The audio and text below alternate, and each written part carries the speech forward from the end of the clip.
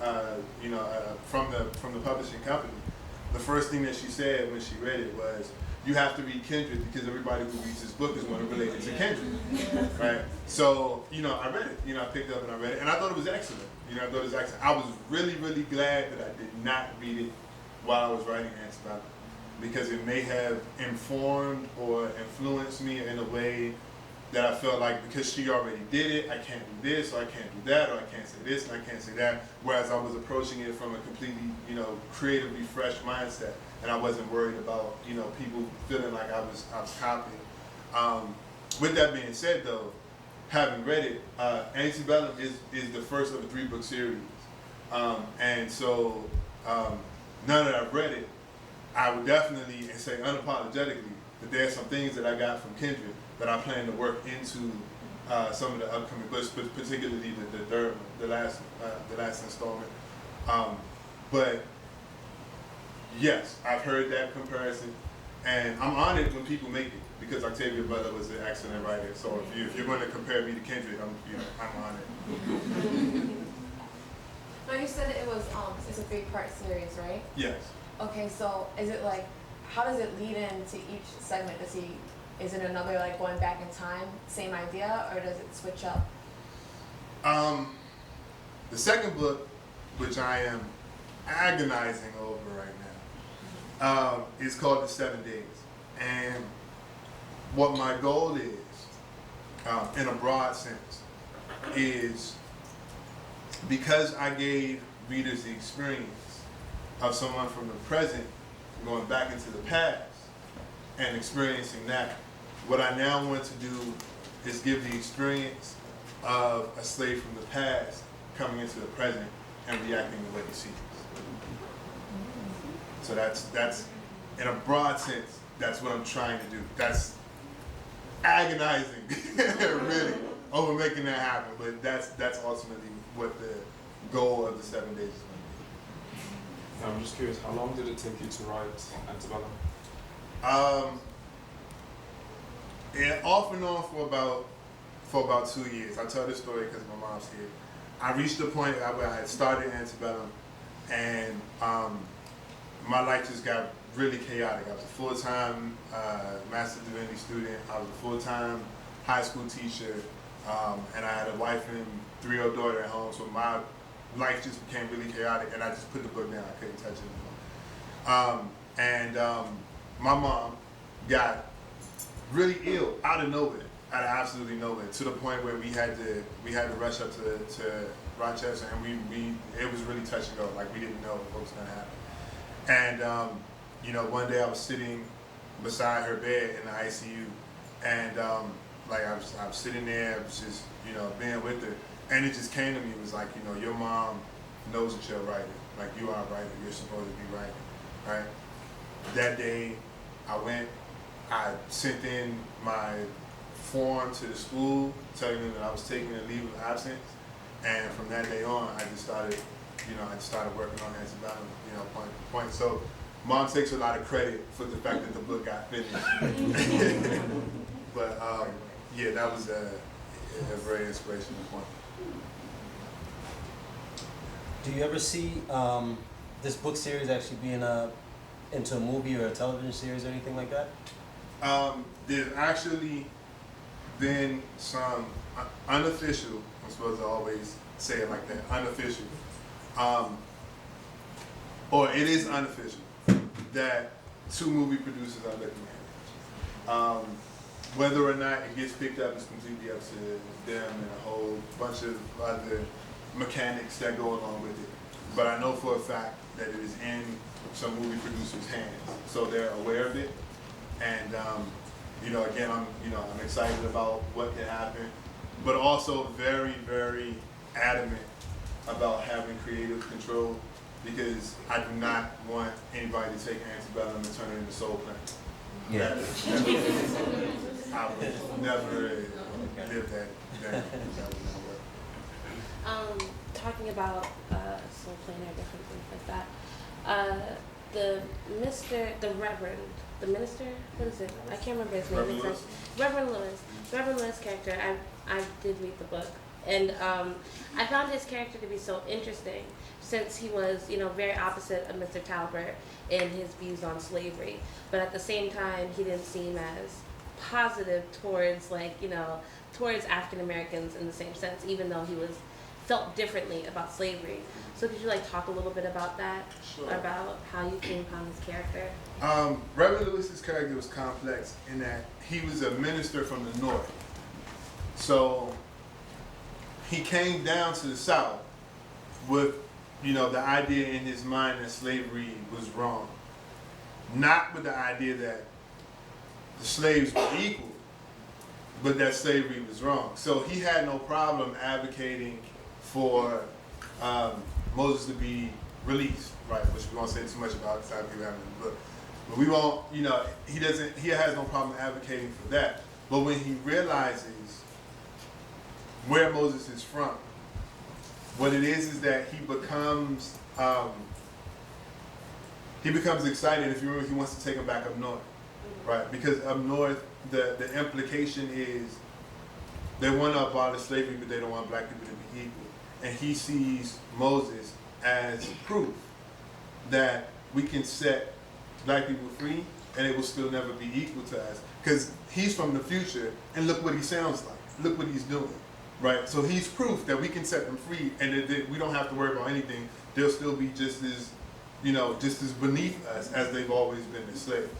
So that's how his character operates. But what's the parallel for the aunt?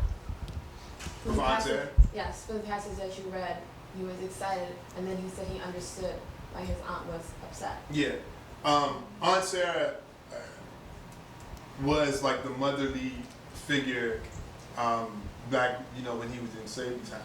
So, whereas when he was getting ready to say, or when the Reverend asked for him to state his memories, right? Her hope, remember, because she's looking at him with eyes wide, like she's, getting ready to hear. Her hope is that she's going to hear all of this wonderful things that black people are doing in the future. And when she hears him talk like he's talking, it crushes her to the point where she looks at him like she hates him and she walks out of the room. So in the same way that it backs up what Reverend Lewis is trying to prove, it crushes Aunt Sarah, her hopes for the future. And then she has to come back, as what happens, later in the book, and kind of reconcile herself with that in order to even, love him and help him along. I was thinking about the name of your character, Moses. If there is any relationship with Moses the prophet, because your character is carrying an important message for African American that do not know their history, or is it just randomly? She was asking, was there some symbolism behind the fact that the main character's name is Moses? Right? Definitely. There's, Moses is a biblical character, freed the Israelites, freed the slaves, So, I made his name definitely purposeful in the fact that even in the present day, his real name is Moses, but his stage name is Denikin, right? So it's a dichotomy even in his name. And as the book progresses, what starts to happen is he starts to embody his real name and starts to reject his stage name. Just on that note, this Moses is a reference. So I haven't read it yet, but I assume that there's a bit of religious imagery in the book. And I've also done some reading on slavery times, and there's been a lot of talk around the role of religion in the implementation and success of slavery at the time. So I was wondering if that was addressed, or if it wasn't addressed, what are your opinions on it? It's not really addressed head on in the book, but I can tell you from personal experience that's something that I've struggled with. Being called to the ministry and recognizing the power of the black church and the power that the black church has had throughout African American history, but also recognizing that the slaves were not Christians when they were brought over here.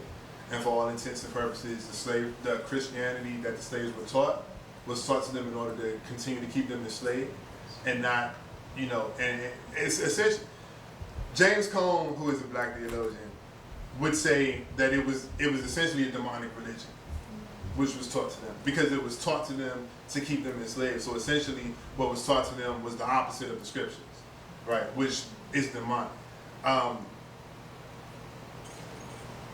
My own reconciliation with that has come with realizing that as time progressed, the slaves were able to take something that was meant to keep them enslaved, and it ended up being the largest single motivator for their freedom. The two largest slave revolts that happened during slavery times, Nat Turner and Denmark Vesey led them, and they were both Christian ministers. So I sincerely believe that you know, as it said in the Bible, what was meant for evil, you know, ended up for good. And I take that and internalize that as that was God working through something that was, you know, that was meant to keep us enslaved and continue to, I mean, because, you know, even outside of the slavery period, as you continue on throughout African American history, you know, even as you come up to the civil rights era, the black church was the single most important entity that pushed for the civil rights bill to get passed, right? Now, where the black church is now in this era of prosperity ministry and a whole bunch of other stuff can be debated. But you can't deny the history. And because you can't deny the history, you can't deny that God was in the works. That's how. Adding on to his question, did Moses then, toward the end of the book, did Moses somehow, in coming into the fullness of his so-called biblical name as his in the role in the book, did he have any kind of transforming impact on his audience after his transformation? That is not addressed in this book, but it will be addressed in the next two. This book only really talks about his transformation and how his mentality changed. It gives a little bit about how his change affected, you know, those who listen to his music, but that will be gone into in much greater detail in the next two books. I'm sorry, I apologize. I'm sorry, just a little bit curious because I know that you had an interest of writing a book prior to teaching and prior to before. So I'm just wondering what events led you to actually create the book. Was it more so of your experience in college, or was it more so of your experience, your upbringing as a child, and your perception of black men in our community experience? I attempted to write my first book in 8th grade. So writing books and becoming published has been a lifelong goal for mine. Right? As a matter of fact, and I can publicly say this now, I am right now at the point where I have to transition because in my mind I always saw publishing a book as the end goal, and now that the book is published and I'm realizing that royalty checks only come 2 times a year and somehow you have to get something else going, I'm now having to kind of shift around, right? Because I was like, I published the book and that's it. You know, I'm done, I'm finished, I'm good. My life, all I gotta do now is write more books. And my wife is like, you really need to start thinking about, you know, doing some other things. So,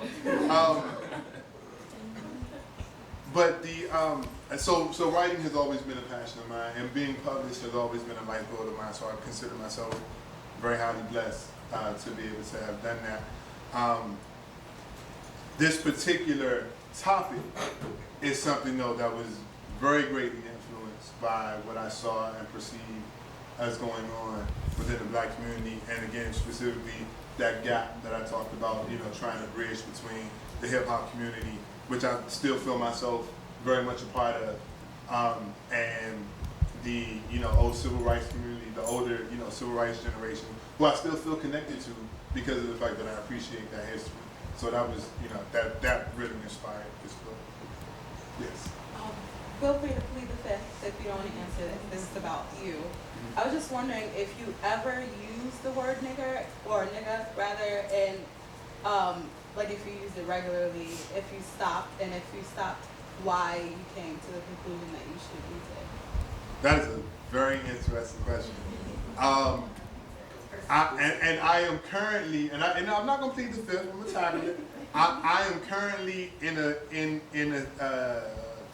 very deep pondering stage about that, because I did use the word right around my friends, like with people I felt like were close, and I was using the word as I was writing the book, right? So what I was saying as I was writing the book was, maybe this is my subconscious saying something about this, but I still hadn't actually come forward and been like, you know, like I'm going to stop using the word.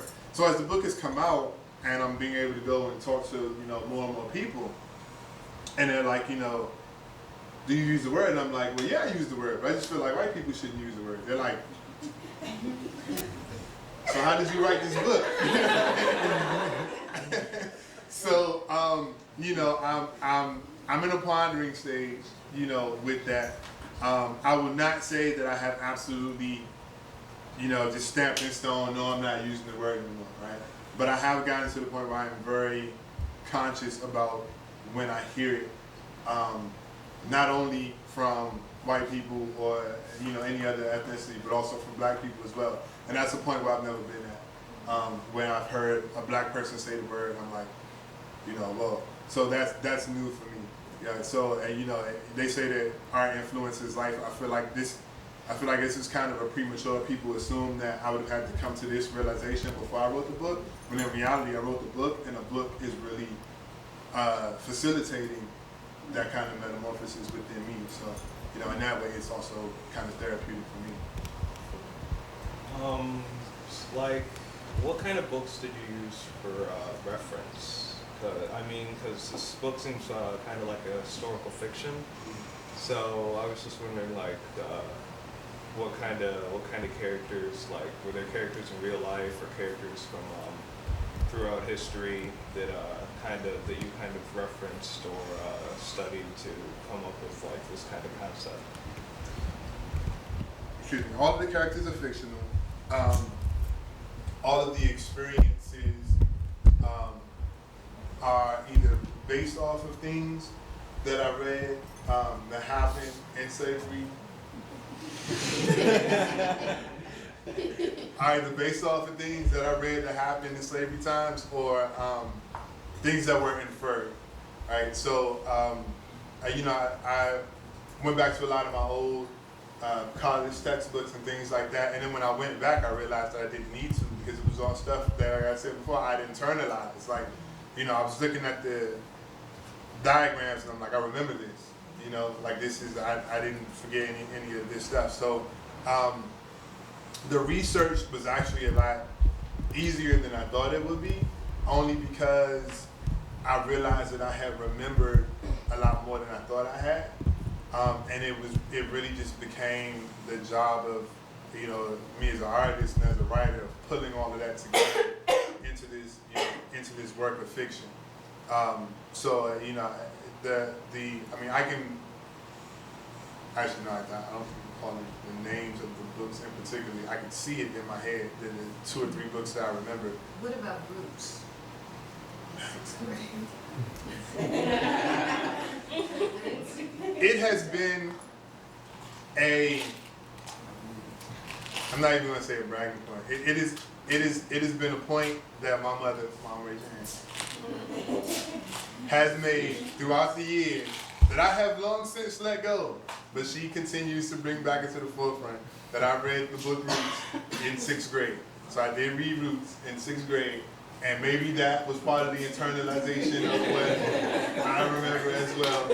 You know, if it is, it's definitely subconscious, because I can't remember anything particularly from Roots that I brought back to the forefront. But I will say, the one thing that I did take from Roots, and I'll give you credit for this, because this is true, there's a very strong vernacular that was used in Roots as the slaves were talking, and I used that so deeply in part 2 that when my publisher sent it to the editor, he sent it back and was like, you've got to fix this, because nobody's going to understand what you're saying. So I literally had to go back like word for word and make it so that the vernacular was still there, but so that it could be understood by the general public and by, you know, an average reader who was reading could still understand what was being said. So I did borrow the vernacular. But obviously you understood. When you were Well, yeah, I understood, but if there's a whole part where nobody understands what's going on, then you're gonna lose the whole thing. Did you, as someone who read the book, what did you think about the vernacular part? I actually wondered if it could have been a little bit deeper. I felt like I could understand it so easily, and I can't pinpoint what book I've read, but I did read a book that took place during that time, and I remember having a hard time understanding and having to read it over a little bit. So I did think about that. I thought that it wasn't as intense in the language, I guess, or in the vernacular. So I did notice that. I don't know. I mean, if you understood it, and other people have written books in that sense, and they could have understood it. Hold on one second.